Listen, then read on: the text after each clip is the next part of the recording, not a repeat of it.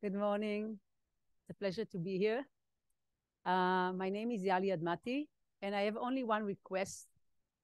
Can you say goodbye to your mobiles for an hour and a half? Complicated. Good. Give it. We are hooked, that's for sure. Thank you. My profession is what we call research, but my specific professional is futures in singular research. And that means that we are a very small group worldwide. We are only 5,000 people. So we are a non-defined species, I would say, that we're trying to anticipate what is going to be, I would say, the effect of the coming revolution, technological revolution, on our life in general, meaning on our personal life, business life, and so forth. So I don't have any crystal ball. I can't predict the future, but I'm trying to study it in a very deep and serial way. So I want to share with you today a little bit about what I think about where the world is going and how I think we should prepare ourselves. Because we can't anticipate the future, but we definitely can prepare ourselves. And we all know after the coronavirus that the best thing is to prepare for the future, right? That's, I think, but regarding this issue, everybody has an agreement. So,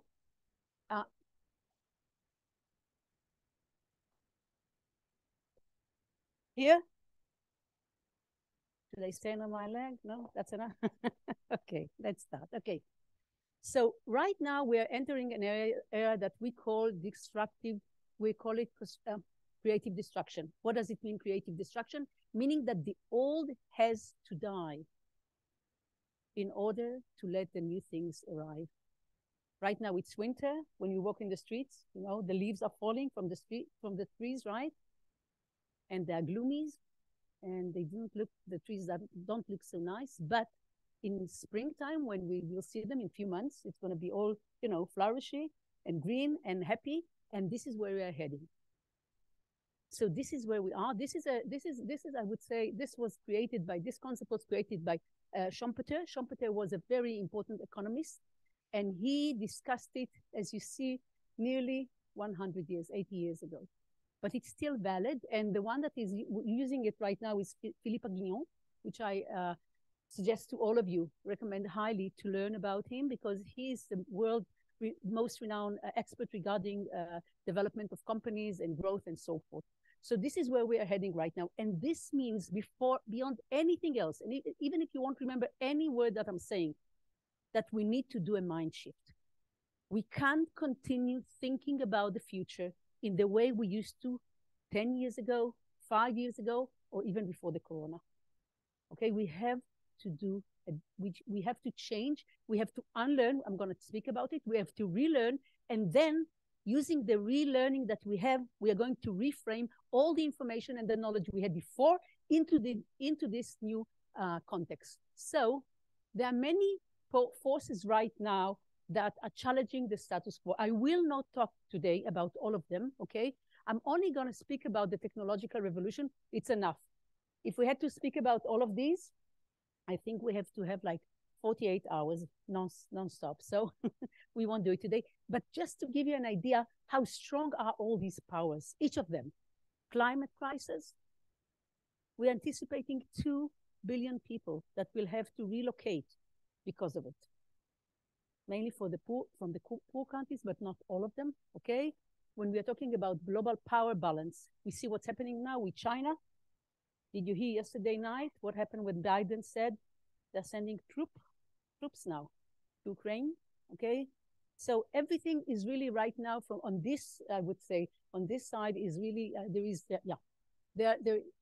everything is really changing, and I don't know where it's going to take us. But I want to talk about the technological revolution. I want to present for you the 15 emerging technologies.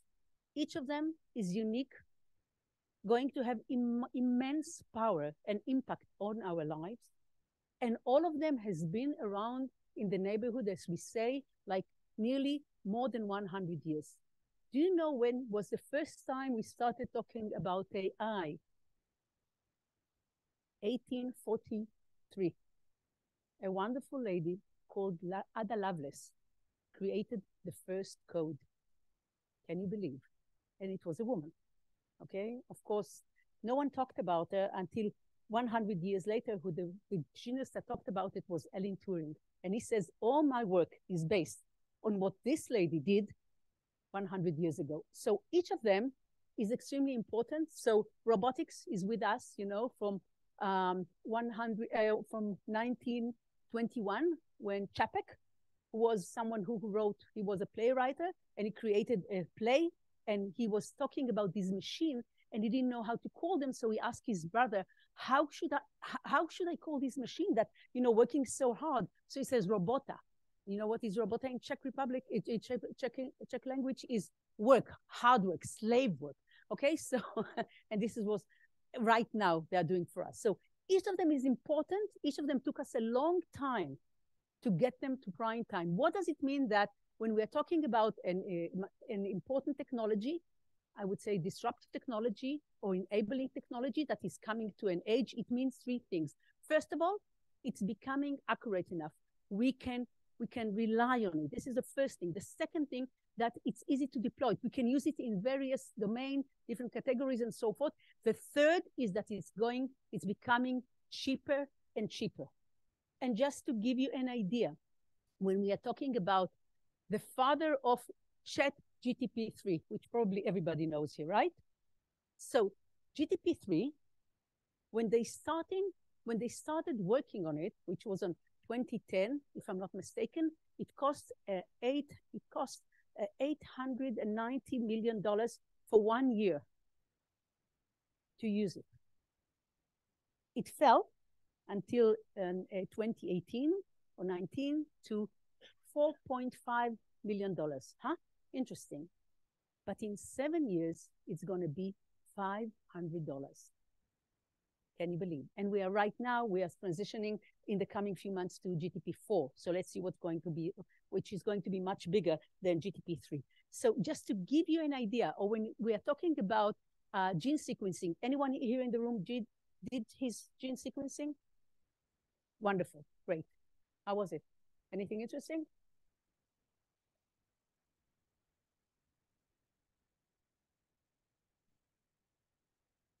You are, okay. It's better than what happened to the guy from the Ku Klux Klan. You know, he found out that he's half black. So yeah, you're in a better state. No, but did you do the whole 6.4 billion letters that you have? Only some of it. Okay. When we did the first gene sequencing project, which is for us, is really the baseline for all the medical improvement that we have right now, the whole big evolution right now, gene sequencing, CRISPR, and all of this. It's all started when we did the first genome sequencing. It cost us $2.7 billion. It was 14 years after 10 years of, you know, dispute between the United States and Britain. And when George Church was the guy who initiated this project, was asked, when do you think it's going to cost us $1,000 for each of us? Because then you can, you know, do it at least once a year. Do you know how much time he thought it's going to take? Any idea? He said 60 years. You know how long did it take us? 6 years. Today, which is only 19 years after we finished the first gene sequencing project, it's going to cost this year less than $500 and less than 4 hours. We call it implosion, meaning the time is really, the tempo of things is escalating so much that it's hard for us even to grasp what's happening. I can assure you today is the slowest day of your life from now on. This is for sure. But these are, in my opinion, are the most incredible things that the human, I would say, soul and heart, because I'm saying especially, and not only mind, created. Because these are going to be for us the tools that will assist us in solving the big challenges that are ahead of us as a human race, and we have many, but also it will assist us, all of them will assist us in grasping and I would say incarnating all our big dreams, okay? Because we have big dreams, okay? And we need to achieve them. We want to go to the moon, we want to go to Mars, we want to make sure that none of our children will ever die because he drank, you know, bad water, spoiled water, contaminated water. You know how many we have today? 2 million children. Most of them under the age of 2 or 5 are dying because they are drinking dirty water.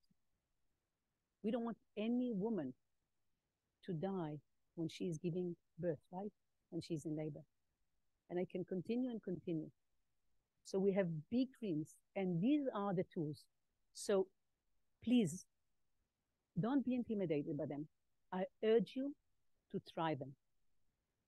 So ChatGPT, you know, all of us, we can take it, we can download it, it's for free.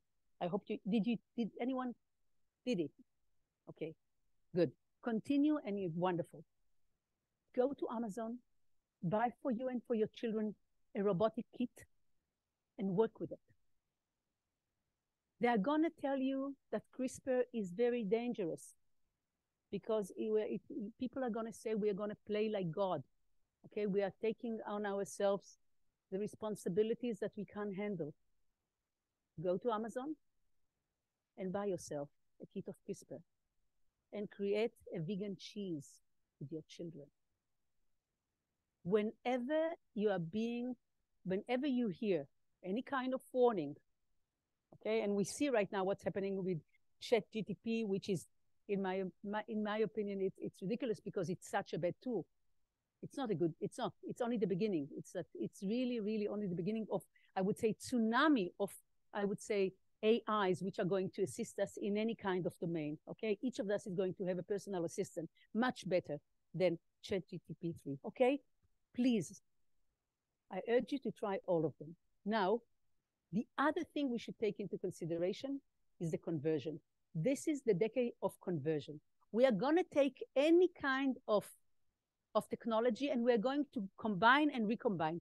What is going to happen when I take bacteria, 3D printing, okay, and AI, and I create a wall for this building, that what happened today will never happen. You know why? Because I'm going to put bacteria in the walls, and when there is going to be any kind of, even if one drop of water, okay, this bacteria that is being redesigned, okay, and reprogrammed to sleep for 200 years, unless there is any kind of wet or humidity, she's going to get up and she's going to fix the roof before we come in the morning. Okay, what is going to happen? So this is the issue of imagination.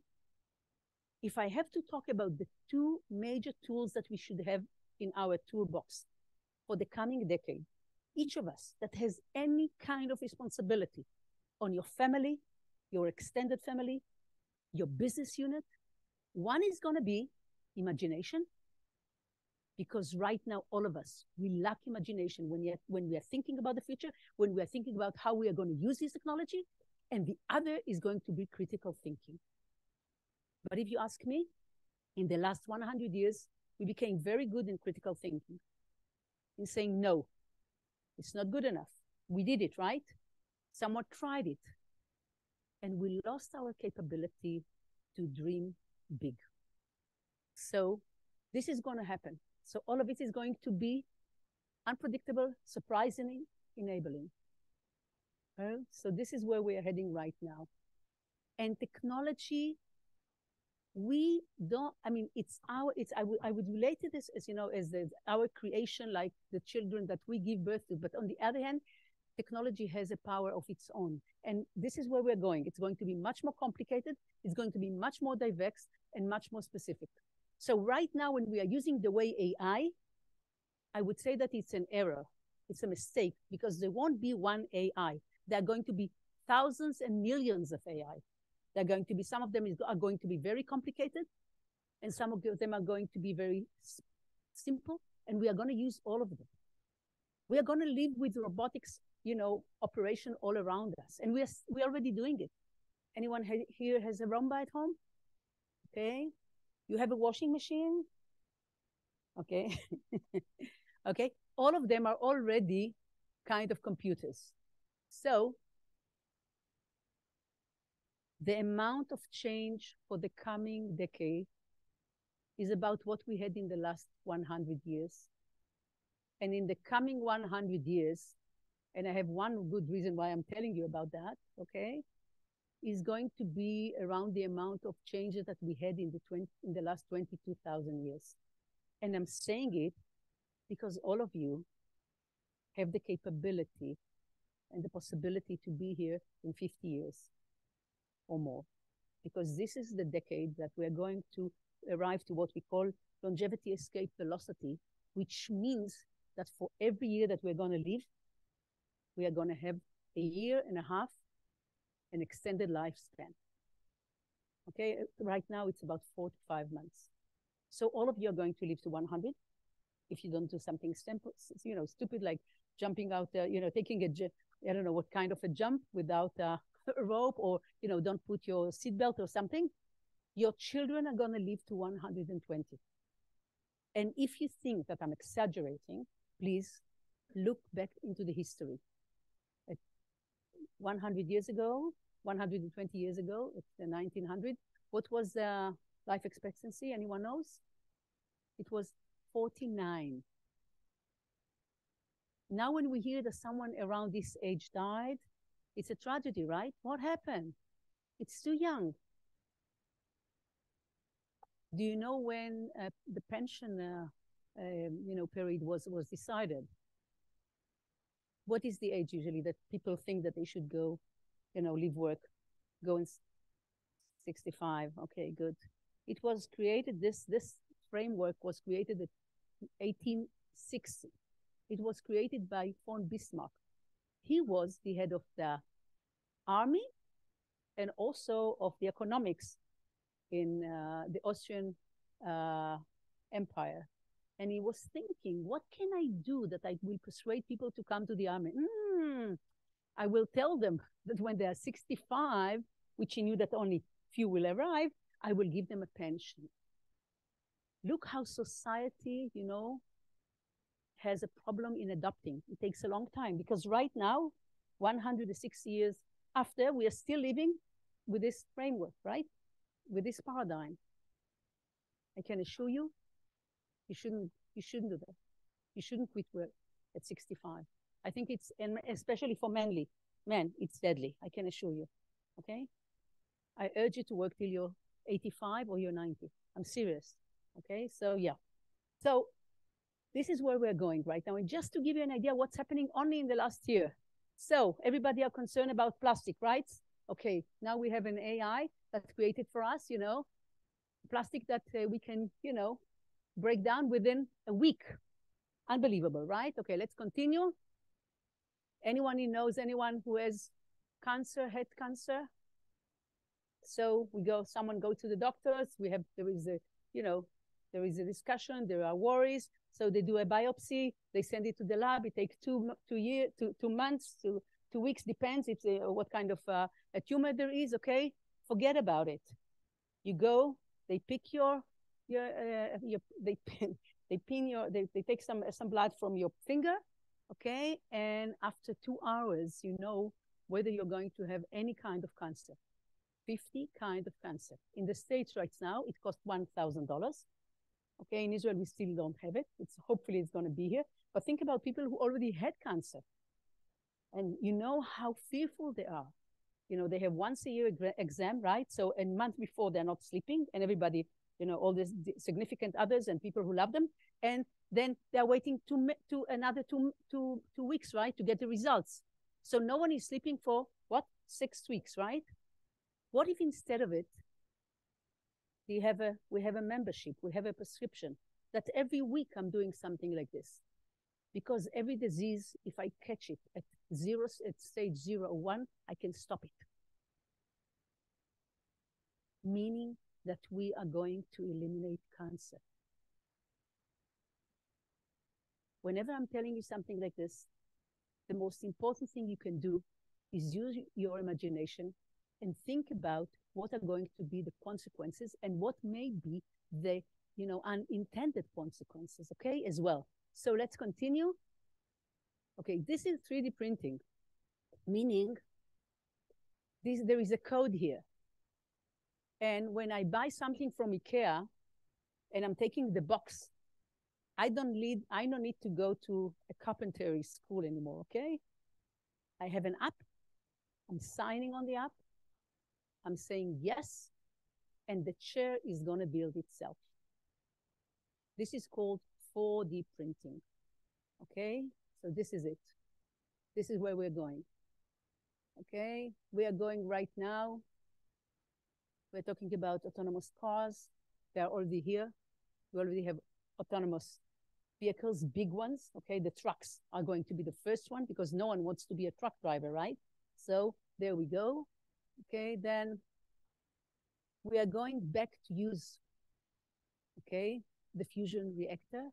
We are going to use new kind of energy. It's not solar, right? So this is where we're getting there. I saw that. I used it 3 months ago. There is, you see, you have this island, contact islands. You put it on your eye, okay?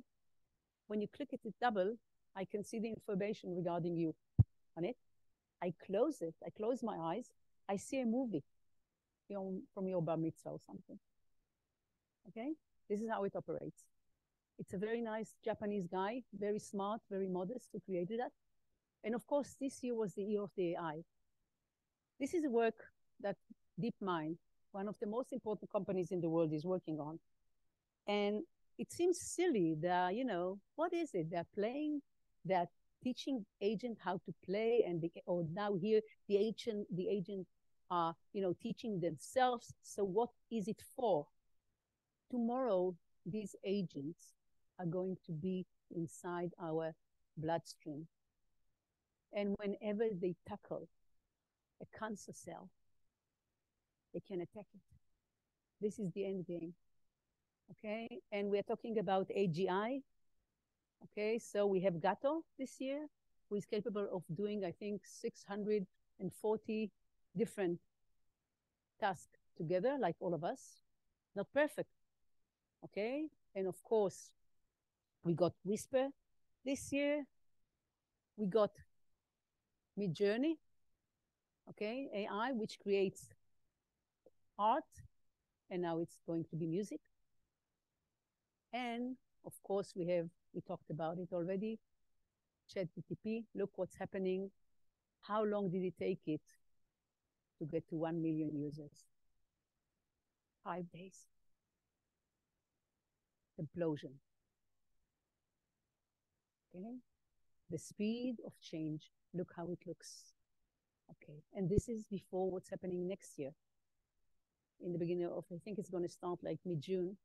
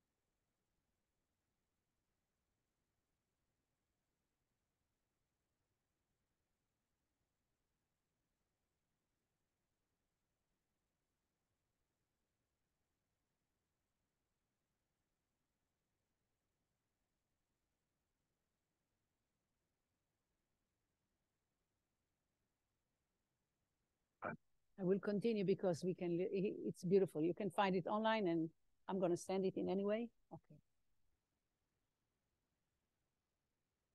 You remember the Copernicus moment? When suddenly the human race understood that the sun is not evolving around the earth, but the opposite. I'm not talking about aliens in the science fiction sense. But look what we are learning this year. You see, and this is the old telescope. This is the new, not the new one. 300 million potential habitable worlds. What does it mean? I have no idea, but we are going to find out.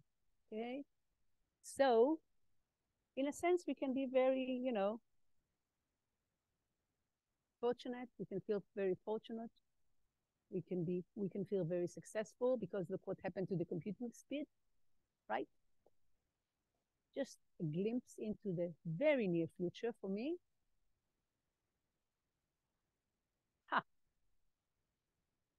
Are we ready for this?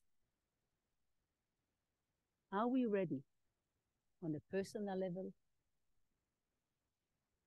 on the family level, on the business level, for this tsunami of changes? No. No one is ready, I can assure you. But can we do something about it? Can we prepare ourselves? And this is the second part I want to talk about. And just to give you before that the idea regarding the financial application of that. This slide is from ARK Invest. I highly recommend to follow them. And they are talking about, you see, what is the potential? Only AI, just to understand the context. The total GDP of us, of the human race, in 2019 was $89 trillion. Well, of course, it bounced when we had the Corona 2020, and last year it was about $91 trillion. Only AI is going to add $108 trillion until 2030, 7 years from now. So, who is going to capture it? Which nations, which companies are going to enjoy this growth? Okay, and just look what's happening with battery technology and blockchain and so forth. So, I can assure you that right now what we have, okay, is everything which is repetitive, boring, time-consuming, or even dangerous. This is already was built, I believe, and people can do very well. Let's assume, okay, what is being built right now is everything that is complex and complicated. And there is a huge difference between complex and complicated. Well, we can do it partly. If I will ask each of you, I will tell you, listen, someone you love is at risk. And here are, look at this amount of articles. It's 1 million pages. If you read it in 3 hours, you can save his life and summarize it and find the insights. Any of us is capable of it? None of us. So it's a very good that we have this tool that we created, because AI is going to be extremely happy to do that for us. And the more we feed it, it's going to get better and better and better. Okay, this is the issue with data. Okay, so this is where we can't do it already. And what is going to be built in the coming decade is beyond our imagination. The muscle that we all have to restart using is the imagination. Okay, it's contradictory to what everybody is saying in the business world, and I'm telling you this is going to be the most important thing, and I'm going to show you in a second why. Okay, so this is where we are. All these 15 technologies were in the deceptive age for a long time. We talked about the AI winter, 3D printing winter. Now we're in the blockchain and the Bitcoin winter. I'm not concerned, okay? And here was deceptive growth. People thought nothing is happening, and everything was happening. We are here right now.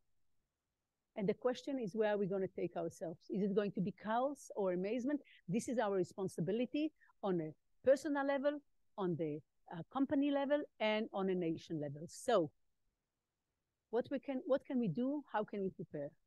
When there is an exponential change, and this is what's happening right now, there are exponential winners and there are exponential losers, okay? This is how it looks, and the question is how, okay? So usually the winners are the ones that adopting technology very quickly. The ones that are not, I want to tell you what's going to happen to the companies.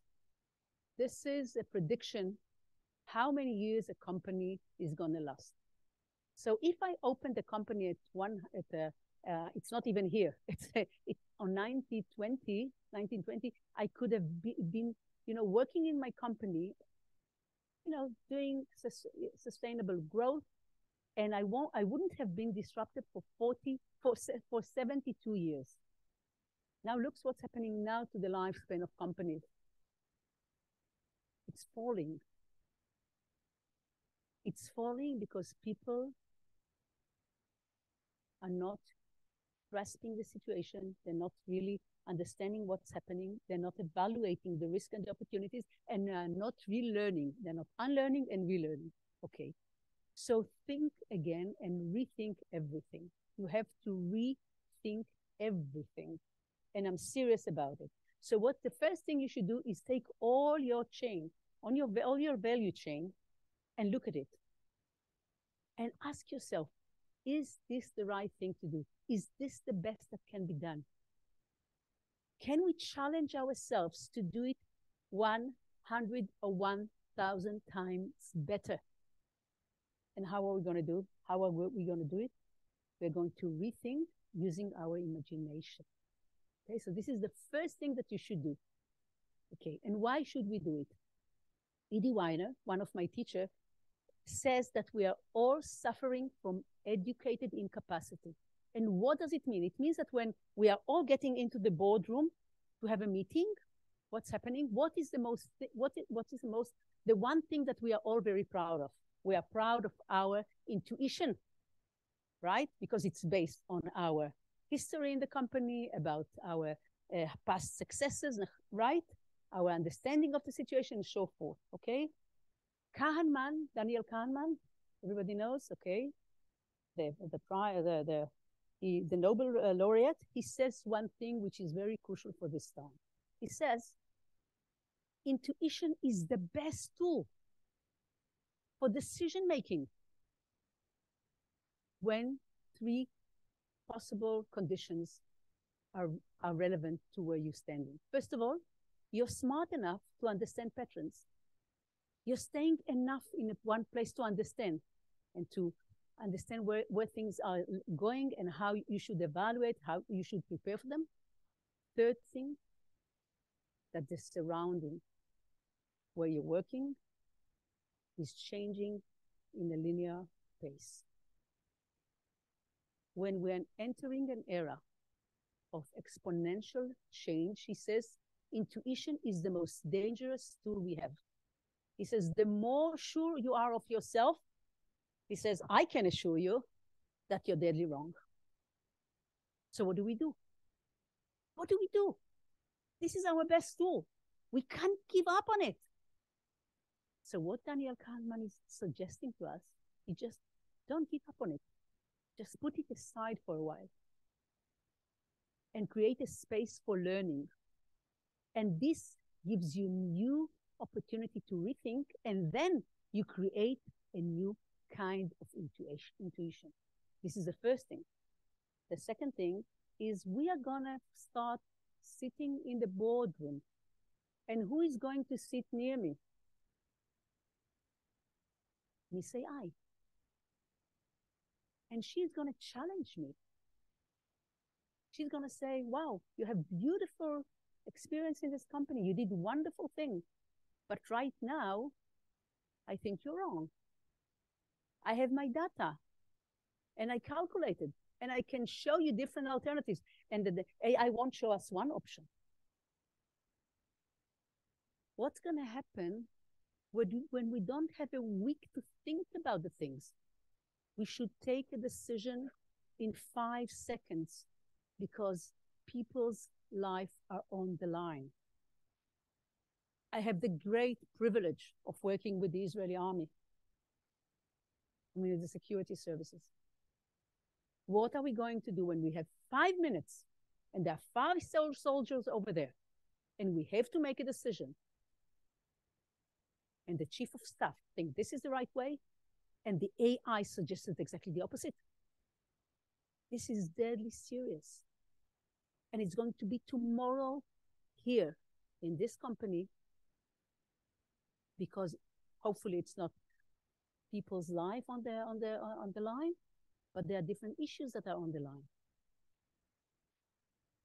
If we are not prepared even to consider the option, and it's not always going to be like this, that the AI is correct, or that we should think about it in a hybrid way, we might be losing the edges. So I want to show you, I'm going to take, I want to say something before that. Someone like you is, trying to understand the future and studying the potential futures. The other thing I must do in order to be humble is to learn history. So I want to show you this guy, okay? And it's called, hold on, sorry. It's called Historic Unlearning. It's the Fosbury Flop. Everybody knows about it? Wonderful, okay. I want to show you how it looks, okay? Wow, it's not happening, okay. Wow, I don't know what happened. Anyway, I want to explain. This was the first guy at 68. It was the first, I can't show you, that he, in the Olympic Games, he jumped on the, how do you call it? Yeah, on the bar, but with his back, okay? So I want to show you how we did it till then. Sorry. Oh, what's happening to my slides here? Okay, let's see. Okay. You see, until then, this is how we jumped. Or this is how we jumped. Okay? And then he came. Okay, I was mistaken. Here we go. And look at it. Against all odds, all the experts said it's impossible. And the only one who understood is this woman. She understood it. This is unlearning, meaning putting aside everything I know. My intuition is shouting, but I'm still saying I'm going to do something else. It took 6 years to the field to adopt this way. But now no one is doing it in another way. So this is a moment of learning and unlearning, okay? And the question is, force is going to be, what is your moment is going to look like? When you leave this convention that you have and you go home to your offices, are you going to look at your value chain and ask yourself, where should I do unlearning? Where should I do relearning? And I can give you 2 more suggestions. Bring into the room with you when you're doing this, just put it on, put a paper and, with handwrite, write all the different, stages. Bring to the room 2 people, 3. The first one, bring the newcomer, the person who only entered the company 2 days ago. He knows no one. He doesn't respect any of your legacies, any of your tradition. He doesn't know about your victories, and he's not interested in them. And you present to him, and you ask him, what do you think about this? Please tell me what you think is stupid, irrational, waste of time, not good enough. Just bring to the room someone who is very intelligent, but he's not in your department, but knows the company very well. Bring someone to the room that no one likes. The one that everybody says, oh, he's going to be in the meeting. Oh, shame. I wish you wouldn't have been here, okay? The one that is never happy with anything, bring him to the room. And the 4th person you should bring into the room, you know who? We call them architect creators, architects of chaos. You bring someone into the room, you close the room, and you tell them this sentence. Anything you know about the world is totally wrong. Physics, medicine, the way democracy works, the way our body works. Everything is upside down. What do you think about that? And of course, our company. And you see this stupid smile. He's grinning. He's so happy, so relieved. At least someone is saying it at us. He should be your partner. Why? Because these people have the imagination and the critical thinking that you don't have because you're already in the company and you are suffering, all of us, including me, from educated incapacity. Okay, so we talked about the lack of imagination, and I just want to make you, I just want all of us to feel much more, comfortable. So we all lack imagination.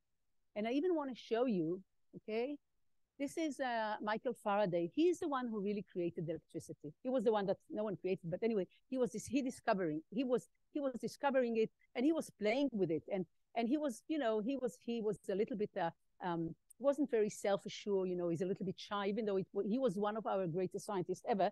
And one day he's working in London, he was living in one of the suburbs of London, and a guy runs and says, very dirty, these small children, who are, they're selling a newspaper on the street. And he says, listen, the queen is here. The queen is coming. He says, what do you mean? I'm not prepared. No one sent me a message. No, she's coming. She's going to be in 5 minutes. So they're trying to arrange the room very quickly, and here she comes, Victoria, answering the room. Oh, I'm very bored today. Can you show me something interesting? What interesting? What are you working on? You show her one thing, second thing, says, anything else more interesting? And then he shows her what he's working about, electricity. And she's taking a moment. She's thinking, and then she's saying, can be very interesting, but what are you going to use it for? What people need electricity for? She's the queen. He's a humble scientist. He says, my queen, my lady, I have no idea, but I can assure you that you're going to text it. So here we go. Now, Edison, okay, created the phonograph, okay? And you know why he did it? Because he wasn't near his father when he died. And he said, I'm creating this that everybody can have something like this at home or in the neighborhood, and someone is dying, they can run into the house and record the last word of a dying person.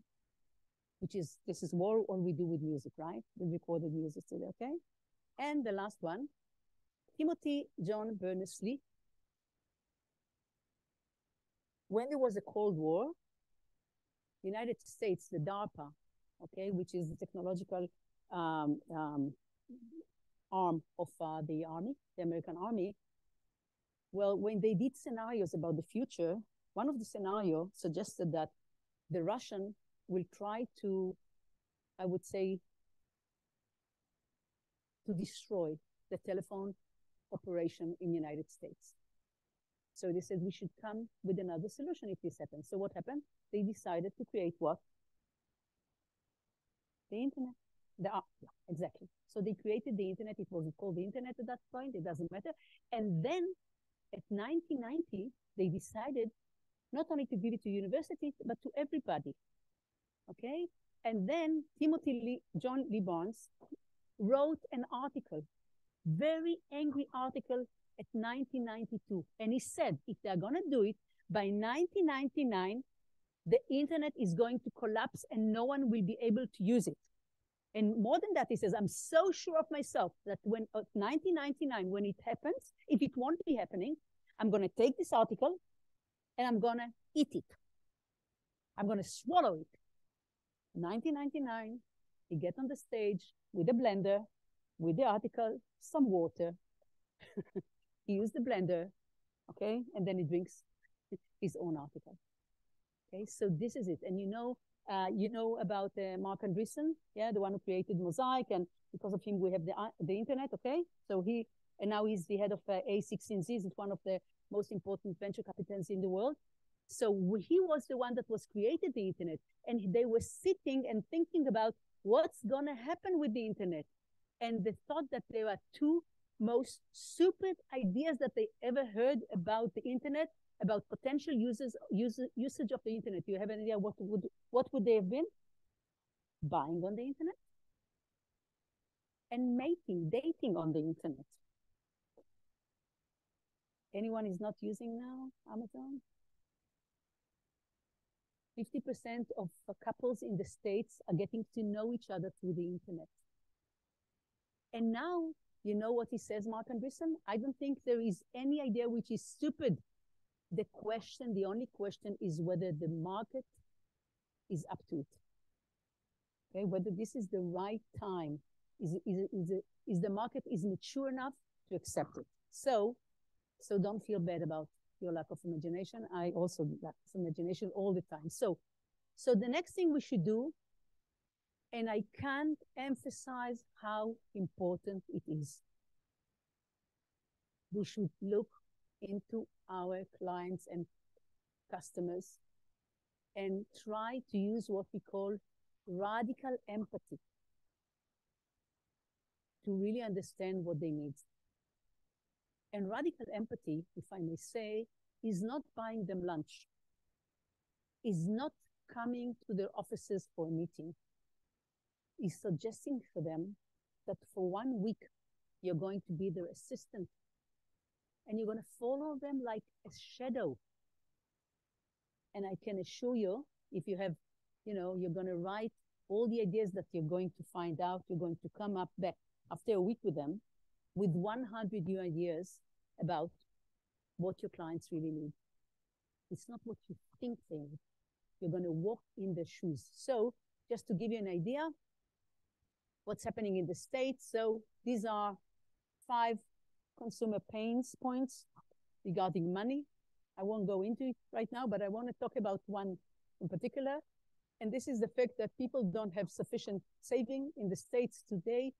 46% can't afford to pay $100 out of pocket if it wasn't expected, if it wasn't in the budget. Horrible, okay?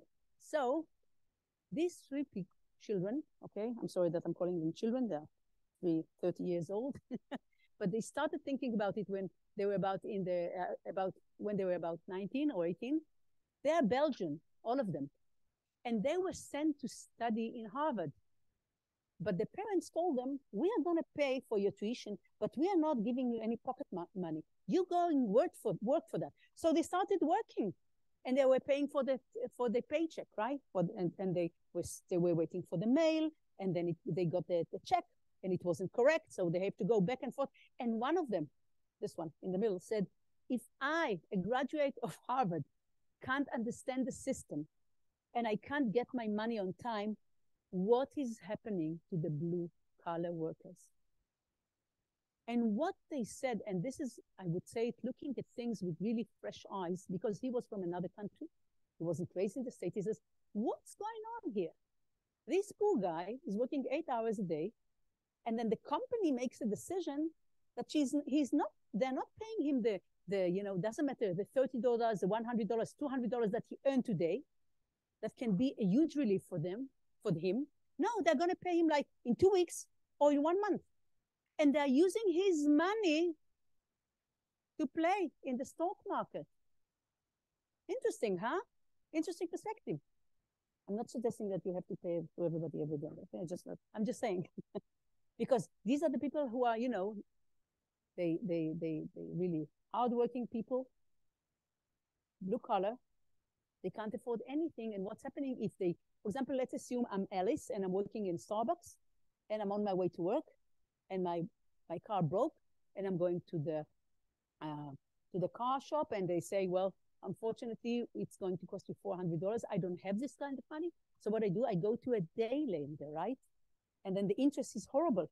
So what is happening, it's not the $400 that I ask them to give me, it's just, the interest and the interest. So I have to take I'm looking for another thing. It's like a mortgage, it's like an extended mortgage in order to pay this $400. So taking a loan on a loan on a loan, okay? So it's horrible. So he says, no. We are not going to make sure that everybody gets, you finished work at 6 and 1 minute, you're going to get the money in your account. And you know what is interesting? It's win, win, win, because the employee is happy, human resources are happy, right? Because they don't have all these questions, you know, people are coming and begging, you know, give me, you know, in advance and so forth. The company is not losing money, so everybody are happy. It's happening now. I don't know whether any of you had a small business. I used to have one, okay? And if I would have gone and asked for any kind of loan, well, in the States, for Bank of America, it would have taken me 20 days. 20 days that I'm not sleeping very well. And finance is going to take me 2 seconds, okay? They will allocate any kind of money that I have in my account. From Bank of America, I would never have a call before I have $3 million in my account. No one is interested in me, okay? They have no branches. Bank of America, 400. Who is going to disrupt who? Where are we on this? If we take this and we look in our daily life, this equation, where is it relevant for us? Okay? We talked about all the technology, right? So it means that right now there are emerging opportunities. This is just one example. Are you preparing yourself to Web3? ARK Invest are telling us that by 2030, we are going to spend 55% of our free time on Web3. This is not including our working hours. Adding to our working hours, it's going to get to, it can get to 40 to 70%. Are you prepared for that? Are you understanding what does it mean? Are you analyzing where is the potential? What are the opportunities? Do you have any kind of plan for that? Are you writing something? Are you thinking about it? Okay? Just to give you an idea how you think about things. So this is Maytown. Maytown is a company that started, it's a food delivery company in China. She started working in Shanghai and then in other places. And what they offered is that, what they promised is that we are going to bring you a very good food every day, low cost, and the delivery price is going to be $0.75, meaning 75 cents, which in the States is about at least $7, okay, just to give us an idea, okay? So they changed, first of all, they changed the eating habits of all Chinese people in the big cities, because why should I cook? It's not expensive, it's getting home on the right time, and it's the delivery guy is very nice. Why should I cook? So what did they do? They created trust, because every day on the clock, 7 o'clock, the food is being delivered to my house. It's fresh, it's healthy, I enjoy it, it's tasty, okay? And it doesn't cost me.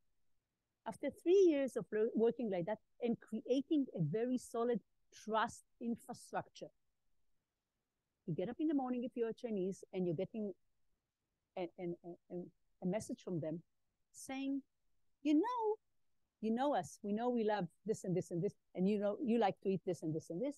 How about, are you planning on Christmas to go for a vacation? Why won't you use us for booking your train, airplane, hotel tickets? It took them less than a year to become the number one competitors in the Chinese market. Crashed all the competitors because they understood what trust stands for. They knew how to create the right infrastructure of trust. Do you have this trust with your clients? Are you working on building it? Okay? Innovation at the core. I want to explain why innovation in the core. I can talk about innovation like for 8 hours, but I won't do that, okay? But why is it important? This guy, Sheikh Hamad Zaki Yamani, he used to be he used to be the #2 guy. I think it was in Abu Dhabi, if I'm not mistaken, or the Emirates. And he asked the secretary of the king to arrange for him an urgent meeting. And he comes to the king, and the king is very happy, very, very relaxed that day. He says, "What's going on? What can I do for you?" He says, No.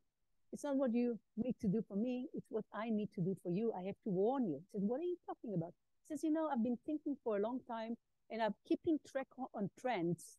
And what is happening is that, I believe in 20, 30 years, no one is going to use our products or services." He says, "What are you talking about? Look at the price of petrol. Look how powerful we are. We gained so much power, and the prices are so high. Why are you thinking that?" And then this was the answer. The Stone Age didn't end for lack of stones. And oil age will also end.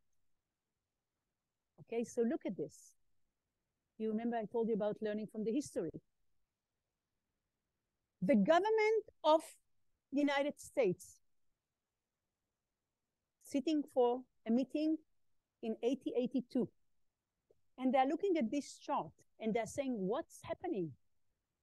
Only 80 years ago, 80% of the population were working in farms. Were getting up in the morning, brushing their teeth and going up to the field. Now it's less than 40. What should we do? And because innovation, it's not only technological one, they're making a social revolution. And there is a new law that is being established, and it was arranged, and it was declared everywhere, that every child should go to school. It wasn't mandatory until then. So it started with 6 years, 8 years, 12 years. There are beautiful stories about this time. And if United States government wasn't looking far into the future, 7 generations ahead, and didn't create and wouldn't have created this, law, United States would have never been the empire it used to be. So now, what's happening now? Less than 2% in the States are working in farming. And we know the problem in the United States is obesity, is not lack of food, okay?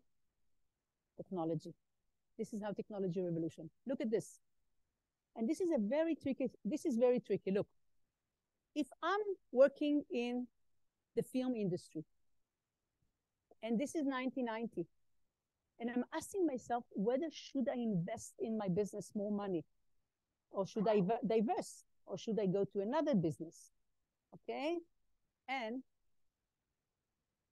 I'm working in the analog photos. Well, this is only digital photos because, in the beginning, people didn't really know what to do with the digital photography. Why?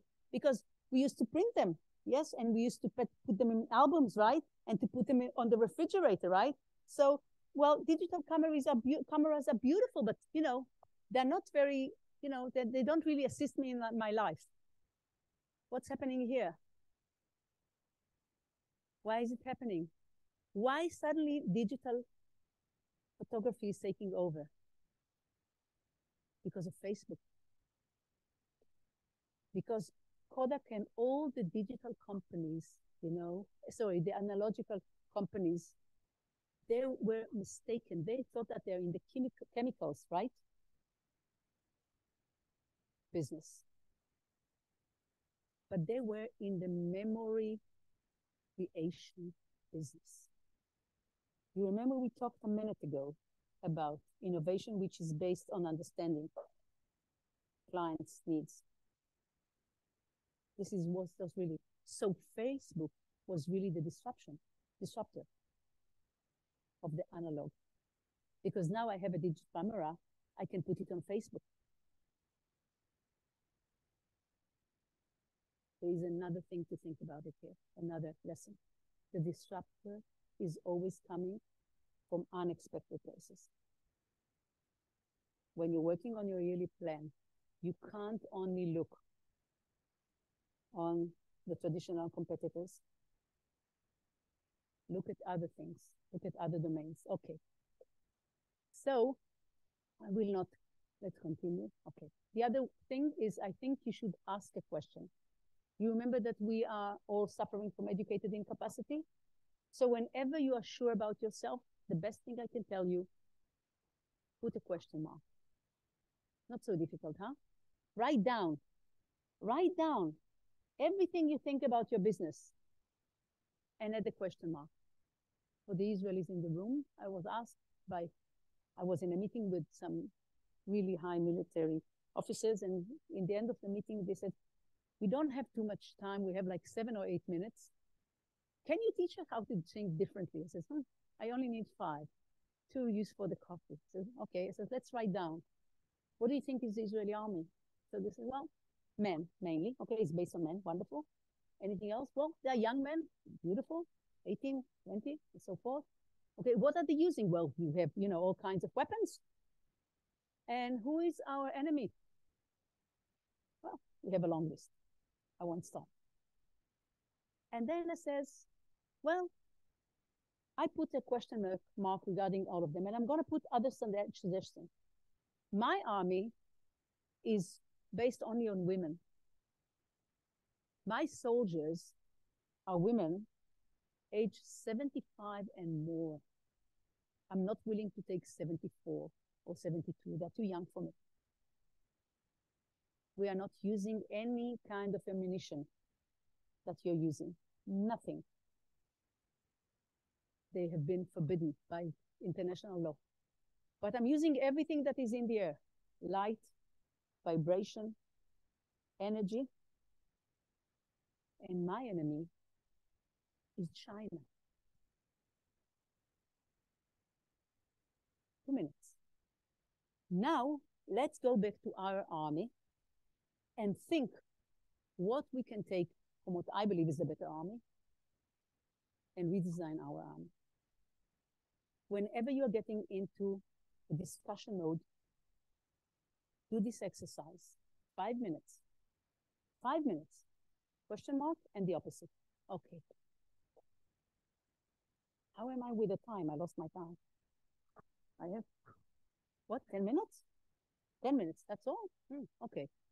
Okay, so I want to give you some other options for 10 minutes. You sure? Okay. Okay, so if only okay, so I'm sorry, I will send you, there is a lecture on that, so you will, okay, I'm sorry because I don't have enough time with you. So, okay. This slide I like very much. Right? No one goes to the hard store to buy a 1/4-inch drill. You want to buy a 1/4 hill, right? Inch hole, right? But what if we take it into the future? What if we are thinking about the job needs to be done, not today, but at 2040? What is going to be the job needs to be done? The reason people are buying your services in 14 or 18 years from now, or 10 years from now, or 5 years from now. Okay? What should you do about that? Now, okay.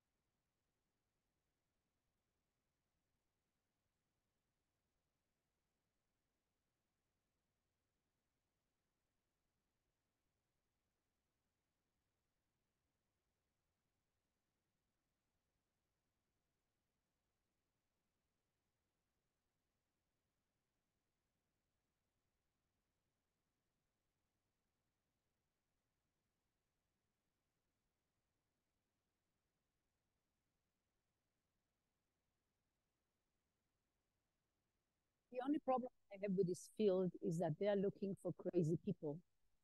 And I personally believe that each of us has a crazy person inside of him. But we are not using it. We are not using this kind of persona that is inside of us. Where are you willing to take the risk and go home and ask yourself, which part of my business I want to grow, not in 10%, not in 100%, but 1,000%. Because this, you have to rethink everything when you're thinking this, okay? I'm right now, for example, I sat last week with a woman, she has a breast cancer. And right now in Israel, at least, it's 1 to 6, right?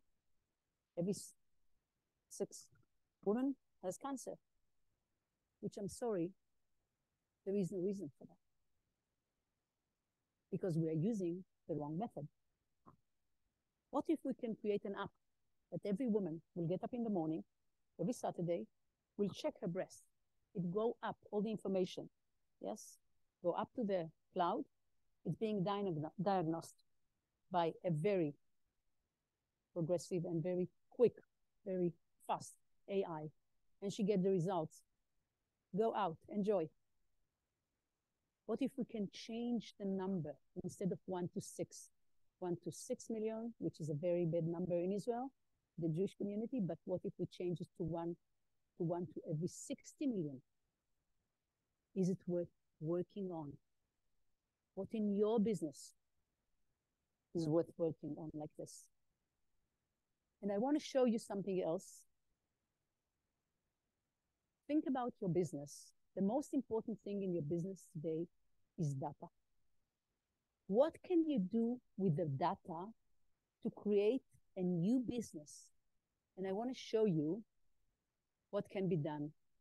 Rolls-Royce, what is it? They are creating engine.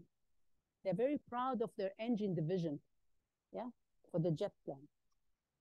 And they're so proud that they said, we are going to create an engine that will never break. And they were successful.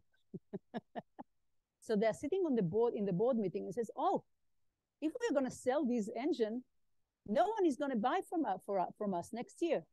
What are we going to do? So they changed the business offering now. Now they're saying, we will not sell you. You can rent them. We will give you the opportunity to rent them. Now, what's happening now? All the companies are very happy now because there is a decrease in the, in the money that they have to spend on that. But now let's go to the next level. The next level is that because Rolls-Royce is such an advanced company, it says, we want to understand if something goes wrong with our engine. So they put an enormous amount of sensors on each of these.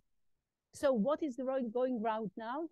They're creating a concept of pre-maintenance, meaning they can anticipate what part is going to, stop operating, be ruined, and so forth, weeks or months before it's happening. So when they get the information in the headquarters, they do all the analysis, and when the plane lands, there is already a team that already, replacing the part that might stop operating in 2 months from now.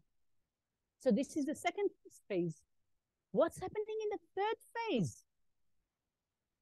They get a lot of information about how the airplane is operating. So now they understand what is the best route to take every time. So they approach the clients and says, why we won't create a collaboration? We will give you the information, which route, which speed you should use every day regarding your planes in order to what? To cut down the cost of the petrol. So what's happening right now? They are moving from a position of product and then service companies to collaborator, partners, strategic partners in everyday life. Just to give you another idea, okay? You get up in the morning and you are running a theater in Spain. And this is the information wow. The tax, the government needs money. They are, elevating the cultural tax from 8 to 21%. What does it mean? No one is going to come today, right? No one is going to come. So what do? You close the theater, you cut down the prices, you do only 2 performances a month instead of every day, or you use technology to create a new offering. So what do? Look. Oops, sorry. Okay. So, not moving.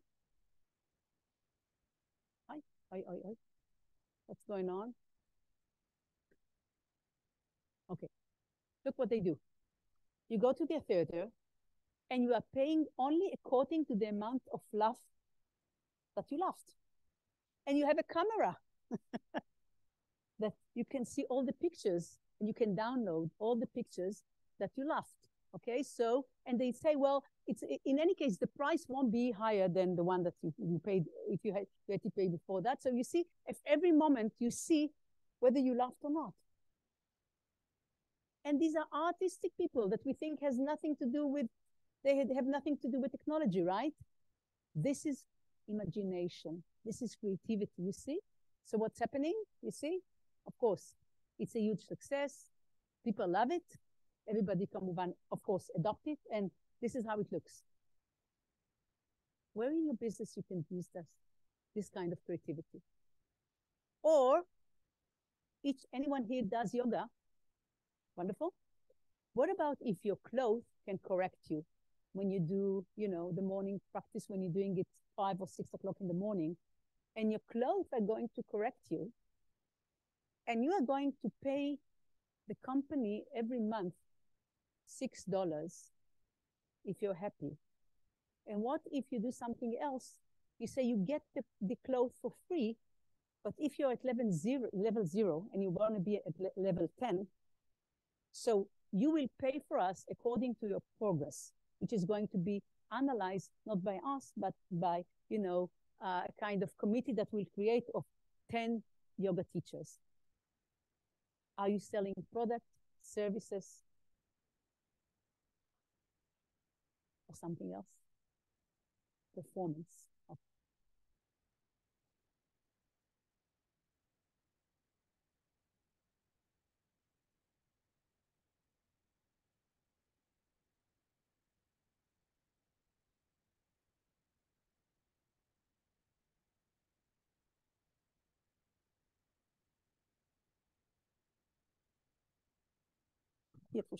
Okay.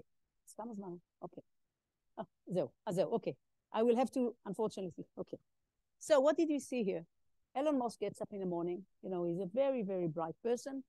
A little bit complicated, people might say. And he gets very upset. How come his Tesla doesn't get to 250 kilometers an hour in less than a minute? It's horrible, right? It's a horrible car. So he writes to his chief engineer, he says, what the hell is going on? I want to I want to start the engine, and that's it. Poof, 250. So takes some time. The engineers get around to do it. You get up in the morning if you have a Tesla and you have an announcement in your Tesla app. If you want, we created an insane mode, right? Download it, and you can do whatever Elon is doing. Very interesting, very lovely story. You remember we talked about we need to think about what are the implications and the unintended consequences. So just let's think about it in a broader sense. If I'm Mercedes or BMW, I'm thinking, oh, these technology companies are coming in. They want to beat me in my own field. I'm going to keep all my legacy. All the beautiful things that I've created, the structure of the car, the leather, the music, system, and so forth. And I will simply add a computer. So it's going to be a car, a beautiful car with a computer in it. The technology companies are coming and saying, we will do something else. We will take a computer and we will give it wheels. Who's going to win? But if I can change Tesla via my cell phone, meaning Tesla is an app with wheels. And if something is an app with wheel, how is it going to have, what kind of impact it's going to have on the vehicle market? Because right now, for example, when we go to buy a car, we are thinking about, from the economical point of view, we're thinking about three things, right? How much is going to cost us? How much is going to, to do the maintenance for the time we are having it? And then what is going to be the resale price, right? And usually what we think that is going to be lower. And the only question is, how low it's going to get. Meaning the hidden assumption is the car best price is when it was born. When we went to the dealer and we got it. This is the highest price it will ever be. But if I have an app that can be upgraded every time, is this hidden assumption is still valid? Rethink everything. Thank you so much for your time. Thank you. Yeah. Sorry, I forgot. Okay. Yes, of course. Any questions? Nothing? You're exhausted? What? It's not in me. I'm an avatar, so you can ask me everything. Okay, the guy over there was first. Sorry. איך קוראים לך? What's your name? Ohad? Ohad? Okay. No, my ears are not so good. So.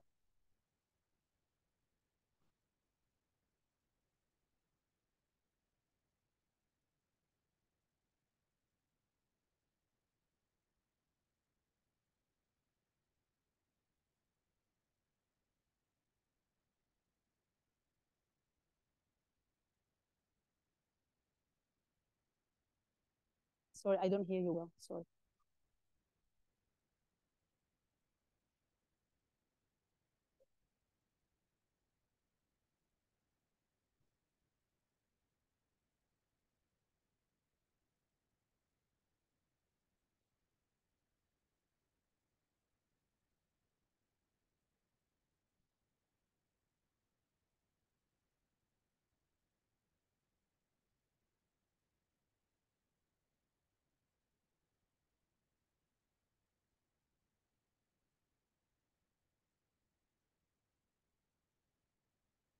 Okay, wonderful.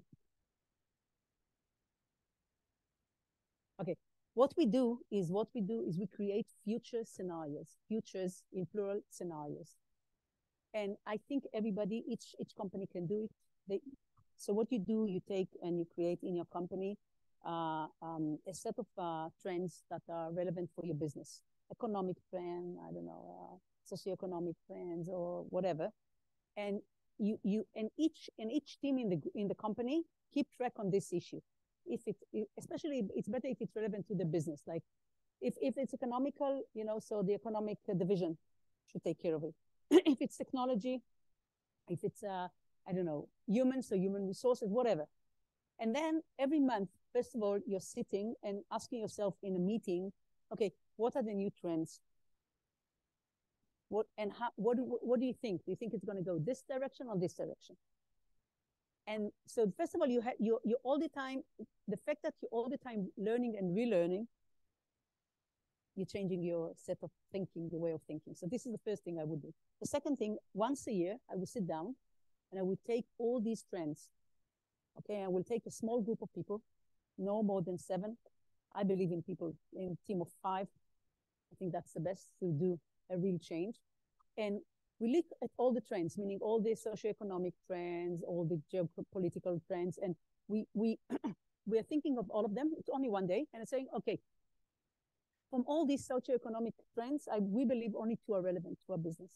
So we gather. So we have like 1 socioeconomical trend, 1 geopolitical trend, 1 technological, and then like we have 8 or 7 or whatever trends. And we try to understand what is going to be the interaction and the impact of all of them together.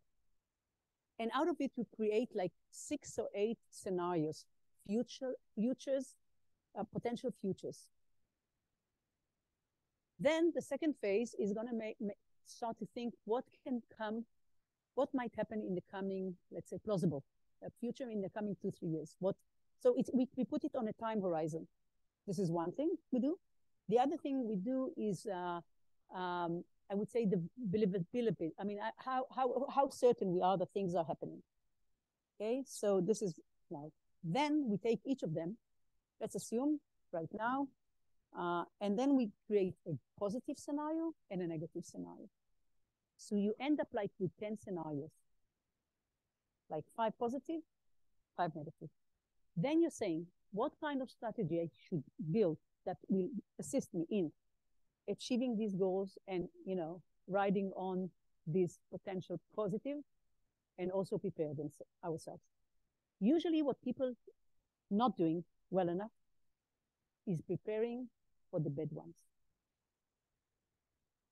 So I would strongly suggest, and I will tell you just a small story about that. The year is 2013. There is a meeting, there is a seminar or whatever, or committee or whatever, of some scientists, very interesting, very diverse group of scientists, with the head of DARPA. And one of them is getting on stage and he says, what if there is a virus which appears from nowhere? We have no control. It is rapidly spreading and we have to shut the world down. The head of DARPA, a woman, says, that's interesting. She created a special task force called 3P. And the first check she's writing of $250 million is a small company which is really operating from a garage, 3-man. It's called Moderna. This is why we have today the vaccine. This is the true story. Okay? Okay. Sorry. Yeah, I'm sorry. What? We have, what's the time? Really? But you know, time we can move it back. It's only 7 o'clock now. Okay, כן. ליאור, נכון? יאיר, סליחה. Okay.